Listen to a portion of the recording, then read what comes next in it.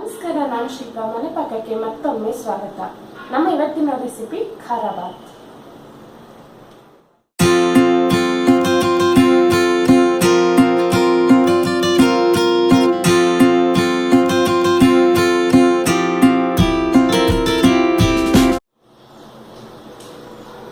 ಖಾರ ಬಾತ್ ಅಂದ್ರೆ ಬೇರೆ ಏನಲ್ಲ, ಬರೀ ಈರುಳ್ಳಿ ಹಾಗೂ ಟೊಮೆಟೊ ಹಾಕಿ ಉಪಯೋಗಿಸಿ ಮಾಡುವಂತ ಉಪ್ಪಿಟ್ಟಿನ ರೆಸಿಪಿ ಇದು. ನನ್ನ ವೀಕೆಂಡ್ನ ಫೇವ್ರೆಟ್ ರೆಸಿಪಿ. ತುಂಬಾ ಈಸಿ ಹಾಗೂ ರುಚಿಕರವಾದ ರೆಸಿಪಿ. ಹೇಗೆ ಮಾಡೋದು ಅನ್ನೋದನ್ನ ಏನೇನು ಬೇಕು ಅನ್ನೋದನ್ನು ನೋಡ್ಕೊಳ್ಳೋಣ. 1 ಕಪ್ ಬಾಂಬೆ ರವೆ,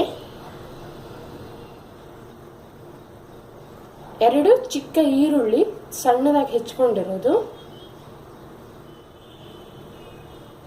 1 ದೊಡ್ಡ ಟೊಮೆಟೊ ಸಣ್ಣದಾಗಿ ಹೆಚ್ಚಿಕೊಂಡಿರೋದು,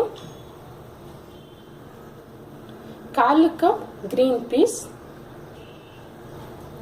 1/4 ಕಪ್ ಹಸಿ ತೆಂಗಿನ ತುರಿ, 2 ರಿಂದ 3 ಹಸಿಮೆಣಸು ಉದ್ದಕ್ಕೆ ಸೀಳಿಟ್ಕೊಂಡಿರೋದು, 7 ರಿಂದ 8 ಕರಿಬೇವಿನ ಎಲೆಗಳು, ಅರ್ಧ ಟೀ ಸ್ಪೂನ್ ಅರಿಶಿನ ಪುಡಿ ಹಾಗೂ 1 ಚಿಟಿಕೆಯಷ್ಟು ಇಂಗು, 1 ಟೀ ಸ್ಪೂನ್ ಉದ್ದಿನಬೇಳೆ ಹಾಗೂ 1 ಟೀ ಸ್ಪೂನ್ ಕಡಲೆಬೇಳೆ, 1 ಟೀ ಸ್ಪೂನ್ ಸಾಸಿವೆ, 1 ಟೀ ಸ್ಪೂನ್ ಅಥವಾ 1 ರಿಂದ 1.5 ಟೀ ಸ್ಪೂನ್ ವಾಂಗಿಬಾತ್ ಪೌಡರ್. ನಾನಿಲ್ಲಿ ಮೈಯಾಸ್ ವಾಂಗಿಬಾತ್ ಪೌಡರ್ ತಗೊಂಡಿದ್ದೀನಿ. ನೀವು ಮನೇಲಿ ಮಾಡಿದ್ದನ್ನು ಸಹಿತ ಉಪಯೋಗಿಸಬಹುದು. 1.5 ಟೀ ಸ್ಪೂನ್ ಸಕ್ಕರೆ, 2 ರಿಂದ 3 ಟೇಬಲ್ ಸ್ಪೂನ್ ತುಪ್ಪ ಅಥವಾ ಎಣ್ಣೆ ಅಥವಾ ಎರಡನ್ನು ಮಿಕ್ಸ್ ಮಾಡಬಹುದು. ರುಚಿಗೆ ತಕ್ಕಷ್ಟು ಉಪ್ಪು. ಈಗ ಮೊದಲಿಗೆ ನಾನೊಂದು ಬಾಣಲೆನ ಬಿಸಿ ಮಾಡೋದಕ್ಕೆ ಇಟ್ಕೊಂಡಿದ್ದೀನಿ. ಮೊದಲು ರವೆಯನ್ನ ಸ್ವಲ್ಪ ನಸುಗೆಂಪು ಬಣ್ಣ ಬರೋವರೆಗೆ ಒಂದು 3-4 ನಿಮಿಷ ಹುರ್ಕೊಳ್ಳೋಣ. ತುಂಬ ಕೆಂಪು ಮಾಡಬಾರ್ದು ರವೆಯನ್ನ. ರವೆ ಒಂಥರ ಪರಿಮಳ, ಹುರಿದ ಪರಿಮಳ ಬಂದು ಸ್ವಲ್ಪ ಕೆಂಪಾದ ತಕ್ಷಣ ನಾವಿದನ್ನ ಇಳಿಸ್ಬಿಡ್ಬೇಕು.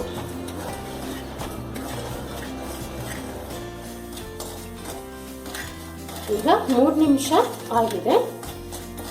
ಈ ರವೆಯನ್ನ ರವೆ ಸ್ವಲ್ಪ ನಸುಗೆಂಪು ಬಣ್ಣಕ್ಕೆ ಬಂದಿದೆ. ಈಗ ಅದನ್ನು ನಾವು ಒಂದು ಪ್ಲೇಟಲ್ಲಿ ಅಥವಾ ಒಂದು ಬೌಲಲ್ಲಿ ತೆಕ್ಕೊಳ್ಳೋಣ. ಈಗ ಅದೇ ಬಾಣಲೆಯಲ್ಲಿ ನಾನು ತುಪ್ಪನ ಬಿಸಿ ಮಾಡೋದಕ್ಕೆ ಇಟ್ಕೊಂಡಿದ್ದೀನಿ. ತುಪ್ಪ ಹಾಕಿದ್ರೆ ರುಚಿ ಜಾಸ್ತಿ, ಇಲ್ಲಾಂದ್ರೆ ನೀವು ತುಪ್ಪದ ಬದಲು ಎಣ್ಣೆಯನ್ನ ಸಹಿತ ಖಂಡಿತ ಉಪಯೋಗಿಸ್ಬೋದು. ಈಗ ಮೊದಲಿಗೆ ಇದಕ್ಕೆ ನಾವು ಸಾಸಿವೆಯನ್ನ ಹಾಕೊಳ್ಳೋಣ. ಸಾಸಿವೆ ಚಿಟಿ ಅಂದ ತಕ್ಷಣ ಉದ್ದಿನಬೇಳೆ ಹಾಗೂ ಕಡಲೆಬೇಳೆಯನ್ನ ಹಾಕೊಳ್ಳೋಣ. ಕಡಲೆಬೇಳೆ ಸ್ವಲ್ಪ ನಸುಗೆಂಪು ಬಣ್ಣವರೆಗೆ, ಉದ್ದಿನಬೇಳೆ ಕಡಲೆಬೇಳೆ ಸ್ವಲ್ಪ ಹುರಿಯೋವರೆಗೆ 1-2 ನಿಮಿಷ ಇದನ್ನ ಸಣ್ಣ ಉರಿಯಲ್ಲಿ ಹುರ್ಕೊಳ್ಳೋಣ.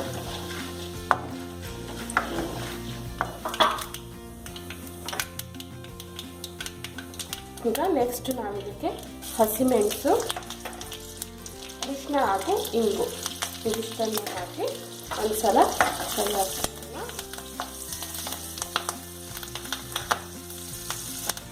ಈಗ ನೆಕ್ಸ್ಟ್ ಇದಕ್ಕೆ ನಾವು ಹೆಚ್ಚಿಟ್ಕೊಂಡಿರೋ ಈರುಳ್ಳಿಯನ್ನು ಹಾಕೊಳ್ಳೋಣ. ಈರುಳ್ಳಿ ಸ್ವಲ್ಪ ನಸುಗೆಂಪು ಬಣ್ಣ ಬರೋವರೆಗೆ ಇದನ್ನು ಸಣ್ಣ ಉರಿಯಲ್ಲಿ 1-2 ನಿಮಿಷ ಹುರ್ಕೊಳ್ಬೇಕು. ಹಾಗೆಯೇ ಜೊತೆಗೆ ಕರಿಬೇವಿನ ಎಲೆಗಳನ್ನು ಸಹಿತ ಹಾಕೊಳ್ಳೋಣ.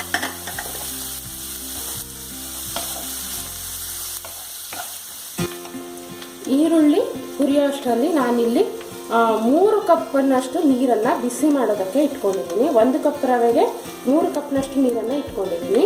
ನಿಮಗೆ ಸ್ವಲ್ಪ ಉದುರಾಗಿ ಉಪ್ಪಿಟ್ಟು ಬೇಕು ಅಂತಂದರೆ 1 ರವೆಗೆ 2 ನೀರು ಹಾಕಿದ್ರೂ ಸಾಕಾಗತ್ತೆ. ನೀರು ನಿಮಗೆ ಎಷ್ಟು ಬೇಕು ಅನ್ನೋದನ್ನು ನೋಡಿಕೊಂಡು ನೀವು ಹಾಕ್ಕೊಳ್ಳಿ. ಈಗ ಈರುಳ್ಳಿ ಸ್ವಲ್ಪ ನಸುಗೆಂಪಾದ್ಮೇಲೆ ನಾವಿದಕ್ಕೆ ವಾಂಗಿಬಾತ್ ಪೌಡರ್, ಟೊಮೆಟೊ,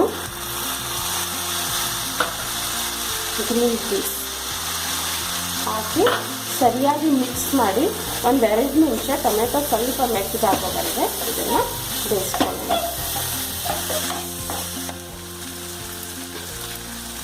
ಈಗ ನೆಕ್ಸ್ಟು ಇದಕ್ಕೆ ರುಚಿಗೆ ತಕ್ಕಷ್ಟು ಉಪ್ಪು ಹಾಗೂ ಸಕ್ಕರೆಯನ್ನು ಹಾಕಿ ಒಂದ್ಸಲ ಸರಿಯಾಗಿ ಮಿಕ್ಸ್ ಮಾಡ್ಕೊಳ್ಳೋಣ. ಹಾಗೆಯೇ ಈಗ ಇದಕ್ಕೆ ರವೆಯನ್ನು ಸಹಿತ ಹಾಕಿ ರವೆಯನ್ನು ಈ ಮಸಾಲೆ ಜೊತೆ ಒಂದ್ಸಲ ಸರಿಯಾಗಿ ಮಿಕ್ಸ್ ಮಾಡ್ಕೊಳ್ಳೋಣ.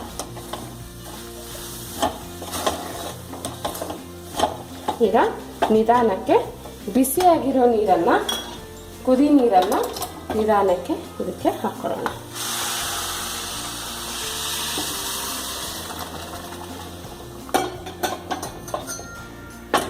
ಉಪ್ಪಿಟ್ಟು ಬೇಯೋದಕ್ಕೆ ಒಂದು 2ರಿಂದ 3 ನಿಮಿಷ ಬೇಕಾಗತ್ತೆ. ಮಧ್ಯ ಮಧ್ಯ ಕೈ ಆಡಿಸ್ತಾ ಮುಚ್ಚಿ ಒಂದು 2ರಿಂದ 3 ನಿಮಿಷ ಇದನ್ನು ಬೇಯಿಸೋಣ.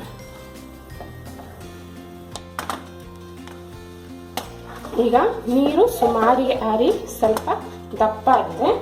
ಈಗ ನಾವು ಇದಕ್ಕೆ ಕೊನೆಯದಾಗಿ ಕಾಯಿ ತುರಿಯನ್ನು ಹಾಕ್ಕೊಳ್ಳೋಣ. ನೀವು ಬೇಕಿದ್ರೆ ಕೊತ್ತಂಬರಿ ಸೊಪ್ಪನ್ನು ಈ ಸಮಯದಲ್ಲಿ ಹಾಕ್ಕೊಳ್ಬೋದು. ನಾನು ಕರಿಬೇವಿನ ಸೊಪ್ಪು ಹಾಕಿರೋದ್ರಿಂದ ಕೊತ್ತಂಬರಿ ಸೊಪ್ಪು ಹಾಕಿಲ್ಲ. ನೀವು ಬೇಕಿದ್ರೆ ಎರಡನ್ನೂ ಉಪಯೋಗಿಸ್ಕೊಳ್ಬೋದು. ಇದನ್ನು ಇನ್ನೂ ಒಂದು 2 ನಿಮಿಷ ಮುಚ್ಚಿ ಬೇಯಿಸೋಣ. ಈಗ ಮತ್ತು 3 ನಿಮಿಷ ಆಗಿದೆ. ಉಪ್ಪಿಟ್ಟು ರೆಡಿ ಆಗಿದೆ. ಇದನ್ನು ನಾವು ಸರ್ವ್ ಮಾಡೋಣ. ಗ್ಯಾಸ್ ಆಫ್ ಮಾಡಿ ಇದನ್ನು ಸರ್ವ್ ಮಾಡೋಣ. ಬಿಸಿ ಬಿಸಿಯಾದ ಖಾರ ಬಾತ್ ಸವಿಯೋದಕ್ಕೆ ಸಿದ್ಧವಾಗಿದೆ. ಭಾನುವಾರದ ಬೆಳಗ್ಗಿನ ತಿಂಡಿಗೆ ಅರ್ಜೆಂಟಾಗಿ ಆರಾಮಾಗಿ ಮಾಡುವಂಥ ತುಂಬ ಒಳ್ಳೆಯ ರೆಸಿಪಿ ಇದು. ಖಂಡಿತ ಮಾಡಿ ನೋಡಿ, ಹೇಗಾಯಿತು ಅನ್ನೋದನ್ನು ನನಗೆ ತಿಳಿಸಿ. ಹಾಗೆಯೇ ನನ್ನ ರೆಸಿಪಿಗಳು ನಿಮ್ಗೆ ಇಷ್ಟ ಆದರೆ ದಯವಿಟ್ಟು ಸಬ್ಸ್ಕ್ರೈಬ್ ಮಾಡೋದನ್ನು ಮರಿಬೇಡಿ. ಹೀಗೇನೆ ಮತ್ತೊಂದು ರೆಸಿಪಿಯೊಂದಿಗೆ ನಿಮ್ಮನ್ನು ಮತ್ತೆ ಭೇಟಿ ಆಗ್ತೀನಿ. ಅಲ್ಲಿವರೆಗೂ take care and happy cooking.